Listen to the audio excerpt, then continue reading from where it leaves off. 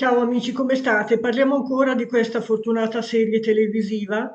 Oggi approfondiamo la figura di Elisa Jane Wilder, introdotta nella serie TV con la sesta stagione. In realtà non era la zitella che è stata rappresentata, anzi era una bella donna, ma si è sposata piuttosto tardi, in effetti. E poi nella serie sembra timida e dolce, mentre nei libri Laura la descrive come una maestra piuttosto cattiva e vendicativa. Ma chi era Elisa Jane in realtà? Qui sotto vediamo un po' di curiosità sulla sua vita. Elisa Jane Wilder è nata il 3 gennaio 1850, quindi 17 anni più anziana di Laura, diciamo, vicino a Burke, nella Franklin County, New York, la terza figlia di James Wilder e Angeline Albina Day.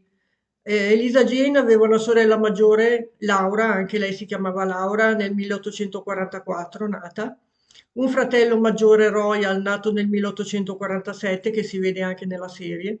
Dopo di lei c'erano Alice, nata nel 1853, Al Mansell, il marito di Laura, nato nel 1857, e Perry, nato nel 1869, anche lui c'era nella serie. Elisa Jane ha studiato alla scuola municipale locale alla Franklin Academy di Malone. Diventò insegnante all'età di 19 anni quando i suoi genitori si trasferirono da New York in una fattoria a Spring Valley, Filmon County, nel Minnesota. Elisa Jane in un primo momento scelse di rimanere a New York con suo fratello Royal, continuando a insegnare e aiutando il fratello a gestire la fattoria di famiglia, e solo in un secondo momento si unì alla sua famiglia nel Minnesota nel 1875. Nell'aprile del 1879 Elisa Jane andò nel territorio dei Dakota, dove aveva accettato un posto per insegnare a Valley Springs, contea di Minneapolis, una piccola città a est di Sioux Falls, vicino al confine tra Dakota e Minnesota. Fece anche richiesta per la concessione di una fattoria, un terreno adiacente alla cittadina di Desmet nella contea di Kingsbury. Nel 1881 fu insegnante della scuola di Desmet e tra gli alunni aveva proprio Laura e Carrie Ingles, come si vede nella serie, non a Walnut Grove. Laura ha ricordato che Elisa Jane Wilder insegnò a scuola durante l'autunno dopo il lungo inverno in Little Town on the Prairie, capitolo 11, Miss Wilder insegna a scuola. Scusate. In seguito Elisa Jane ha lasciato il territorio del Dakota e si è trasferita a Washington DC, dove ha lavorato per il Dipartimento degli Interni. È diventata anche un'ardente sostenitrice dei diritti delle donne, unendosi al movimento delle suffragette. Nel settembre 1893 sposò Thomas J. Tyler, un commerciante di successo che aveva 18 anni più di lei. Era arrivato a Spring Valley da Tyler's Corner, vicino a Malone, e di recente aveva vissuto in Louisiana.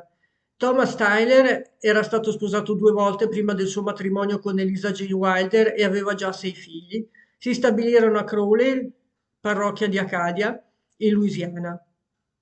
Nel giugno 1894 nacque il loro figlio Walcott Wilder Tyler, scusate. Elisa Jane Tyler convinse i suoi genitori, suo fratello Perle e sua sorella Laura a trasferirsi in Louisiana, cosa che fecero nel 1898. La riunione si rivelò disastrosa. Suo padre morì il 1° febbraio 1899, seguito solo 8 giorni dopo dal marito di Elisa Jane, Thomas Tyler. Elisa Jane aveva 49 anni e suo figlio aveva 4 anni. Sua sorella Laura Howard morì nello stesso anno.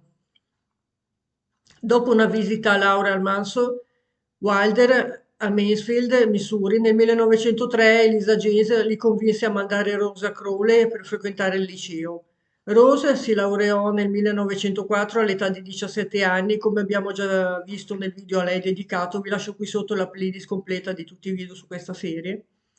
Il 1° luglio 1904 Elisa sposò Maxwell Gordon, si trasferirono a Brownsville in Texas, ma il matrimonio non fu felice e Elisa, divorziato da lui, si trasferì a vivere con suo fratello Perley e si è mantenuta attraverso la vendita porta a porta di saponi e utili gadget per la casa. Dopo il matrimonio del figlio Wilder Tyler con Francis Cockrell, nel 1918 Elisa Jane si trasferì a Lafayette in Louisiana per stare vicina alla giovane coppia. Dopo una lunga malattia, Elisa Jane morì il 1° giugno del 1930 a 80 anni a Lafayette. Fu sepolta nel cimitero protestante e morì prima della pubblicazione nel 1933 di Farmer Boy. Quindi anche lei non seppe mai di essere diventata famosa. Bene amici, per oggi abbiamo già finito. Vi ringrazio per la visione. Al prossimo video, a presto. Ciao.